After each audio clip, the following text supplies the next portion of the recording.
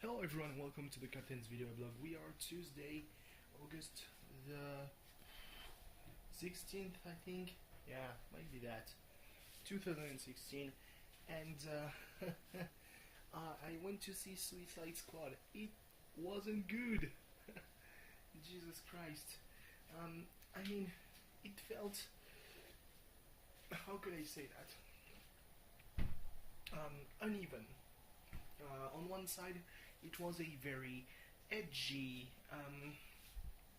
neon trip with the baddies teaming up to do good, but reluctantly, you know, despite the fact that the leader said, yeah, I can make those guys do stuff against their own interests. And I was like, yeah, but they are not cooperating though.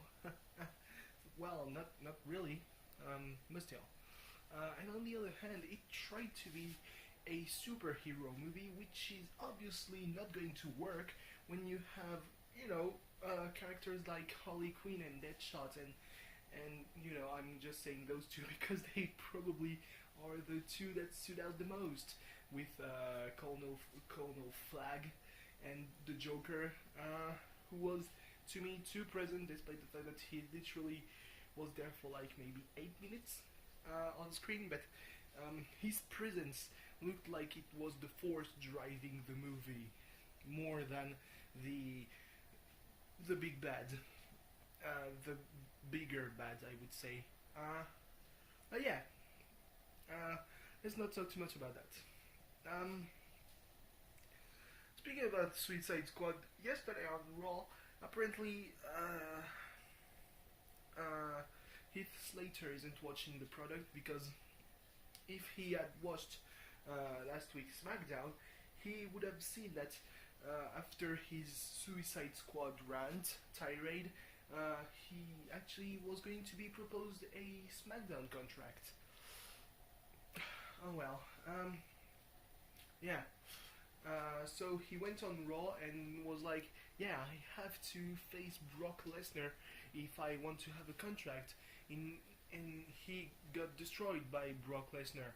And to be quite honest though, he looked more, you know, it probably helped build Heath Slater more than Brock Lesnar before this weekend's SummerSlam match against Randy Orton.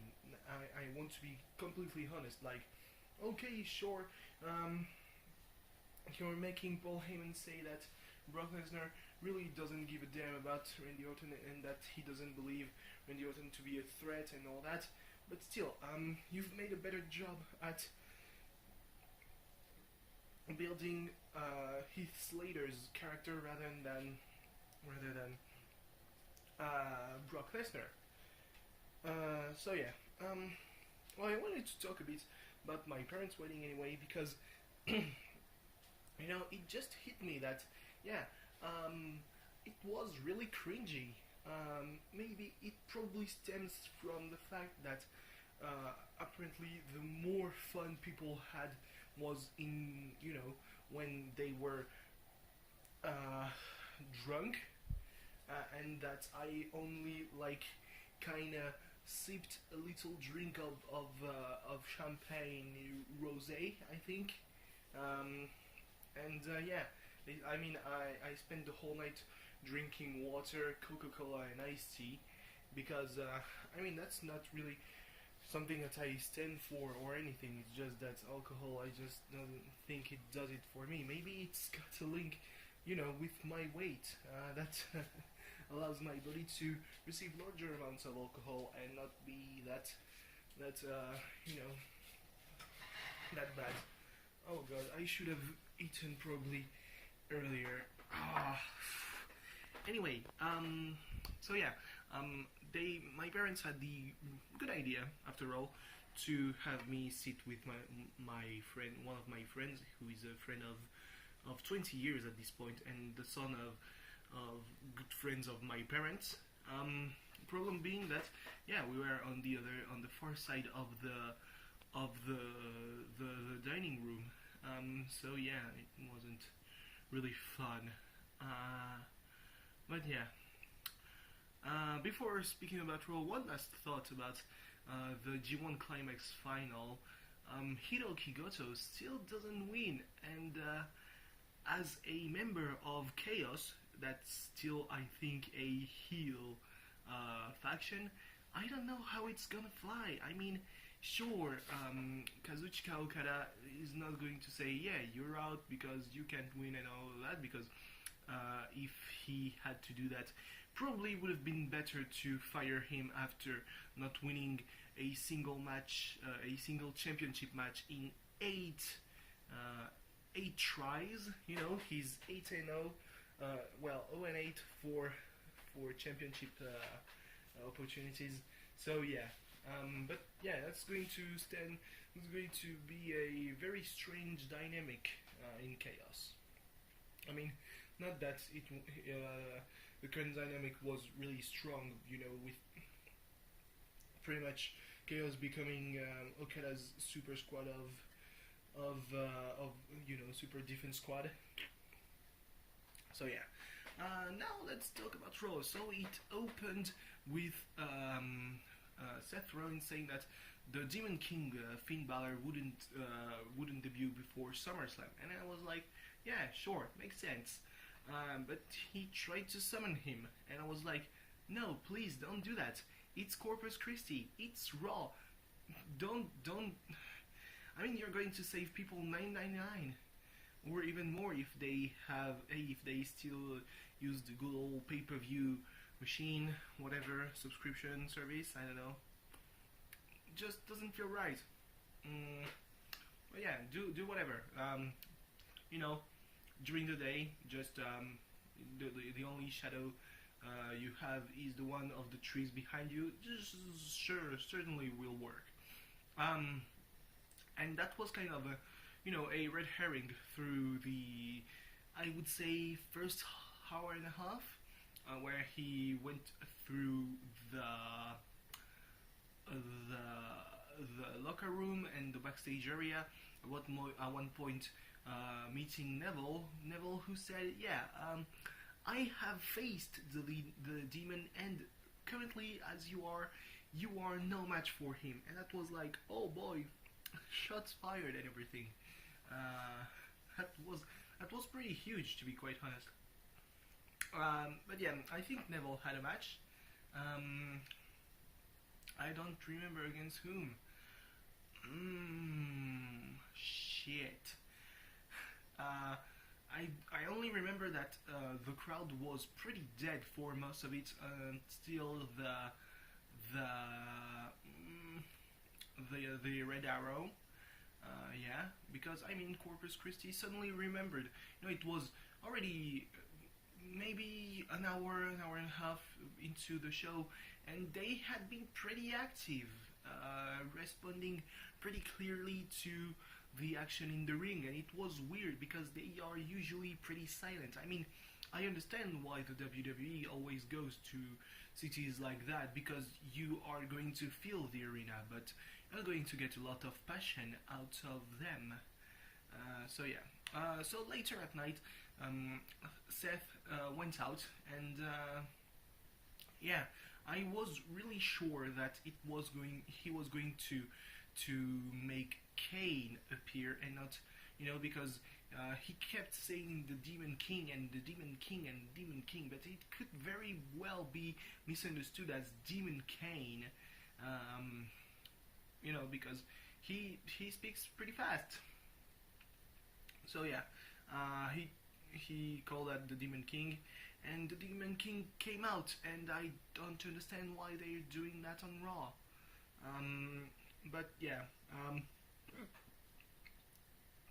his body paint was pretty gnarly. There were writings on the right side, probably said Demon King Balor and all that.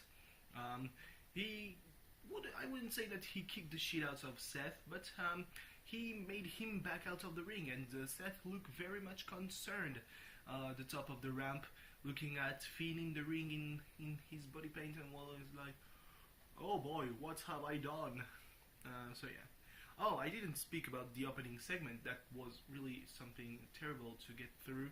So Rusev came out and said that it was, it wasn't good that they are putting him and his wife in such a position when right now he's the only champion on Raw, which is right because the other champions are tag team champions, so they are not really singles champion, and there isn't going to be another singles champion before SummerSlam. So it was like he demanded an apology, or else there wouldn't be no Raw. And came out Mick Foley, who said, "Yeah, I'm the boss. You're not the boss of anything." And then he called out Stephanie, but Stephanie didn't. Rusev called out Stephanie. Stephanie didn't side with Rusev, rather she sided with Mick Foley, and then came out Roman Reigns, who is being a huge douchebag. And in the very last match of the night, which was an okay match, I mean, let's be honest here, Rusev is probably the best thing going on Raw right now. But he's being put in a program against Roman Reigns, so he's not winning that one. But yeah, they had an okay match, an okay closer, even though it felt a bit long. Went for something like 20-25 minutes. Rusev lost. So by the law of momentum, he should win at SummerSlam. But then again, it's Roman Reigns we're speaking of, so yeah. Sheamus complained that Sami Zayn was mocking him on Twitter, and he said, "You got a big mouth on Twitter. Let's see how big it is in a ring." And basically, Sheamus got a little bit of the taste of his own medicine when Cesaro came out. He was sitting on commentary, and he came out and he distracted Sheamus long enough for him to eat a haluva kick. So Sami Zayn won. It's really depressing to think that Sami Zayn isn't having a match at SummerSlam, because he had a great match against Kevin Owens at Battleground, but Kevin Owens is Jericho's friend, and they're a tag team. It's just great. Their backstage segment with Tom Phillips was just amazing. Like, they kept calling him the wrong name, and they were saying, how are you a certified G? Where is your G certification? Something like that. And Kevin Owens said, and Big Cass, maybe he should try to learn something too, because soft, there is no A and W in soft. I know it, and English isn't even my first language. And I was like, oh boy. Apparently the most entertaining aspect of the feud between the New Day and the club is their ability to speak in testicular and basically sexual puns, because the New Day said that pretty much the club were dickheads, and the club said they had a lot of balls jokes, they implied that Xavier Woods has the smallest balls of the New Day. So I mean, we're not going to say such and such, they won, they lost. Obviously the New Day and the club won their respective matches, because you wouldn't want the whole thing to be just bad for both teams. Though the New Day tried to retaliate a little bit, and when Xavier Woods tried to smash Carl Anderson's balls with Francesca 2.0, I think, number 2, Luke Gallows just dragged him out of the ring. There was a reunion of the primetime players, but they lost to the Shining Stars. Oh well. The Golden Truth, I think, had a match. they lost to, I think, I don't even remember who they were facing. I mean, it was a. They are still speaking of the new era, but it was very much like the last probably 6 go home Raws that I have seen, and but at that time you could hope that SmackDown would, try and do better because SmackDown had the same roster. But this time around, SmackDown. I mean, I'm more interested in SmackDown's matches than Raw's matches, despite the fact that there is a huge, new title going to be created, and they are pitting for me, two of the best wrestlers in WWE at the moment. But no, I cannot be really hyped. Yeah. Though to be fair, I think that the only big match on SmackDown, the only match that's been announced for SmackDown is the match for the WWE World Heavyweight Championship, I think. But they've done a tremendous job at building Dolph Ziggler as an actual contender. I mean, it changes so much in a year. Last year, the feud that Dolph Ziggler was enrolled him was pointless, and it was once again carried by Rusev. So yeah, there was that. I mean, there were 3 hours of content.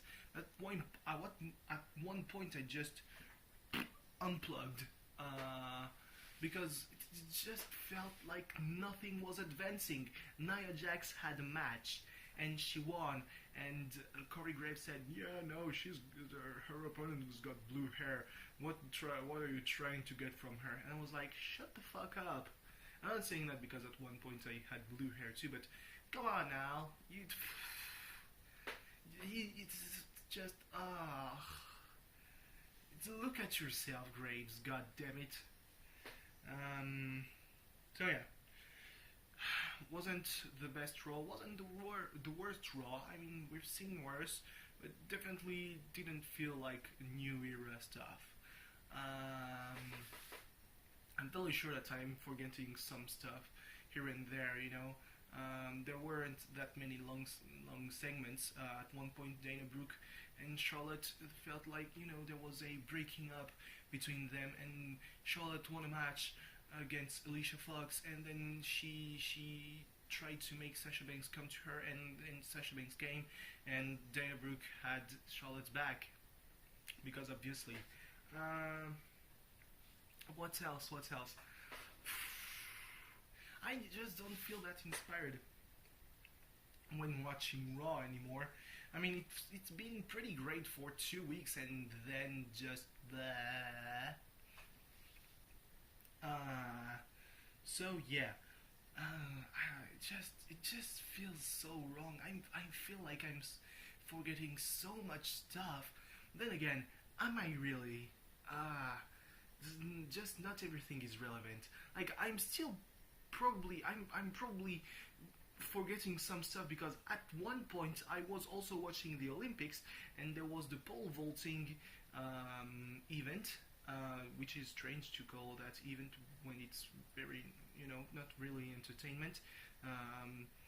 And Renaud Lavillenie, who is the French champion and was the holder, of the Olympic title since London, lost.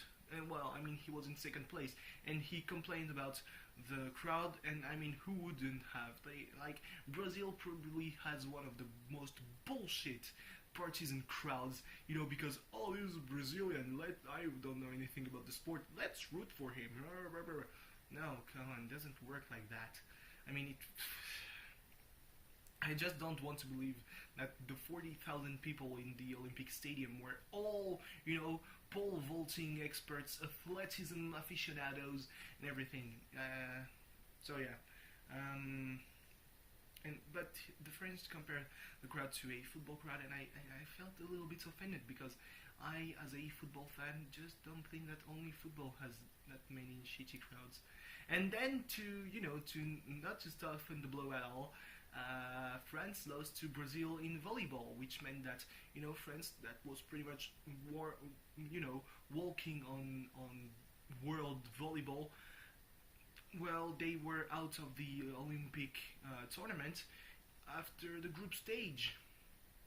And the worst part about it is that they were leading all through the fourth set, and then, well, they just fucked up during the end. So yeah, just wasn't really a great evening and a great night. And I woke up and I was all sweaty and I was like, oh god damn it, summer. So yeah, I think that SmackDown is starting in not a long time. There's going to be another backstage thing before the opening. So I'm gonna leave you right now. So thanks for watching. See you tomorrow. Bye bye.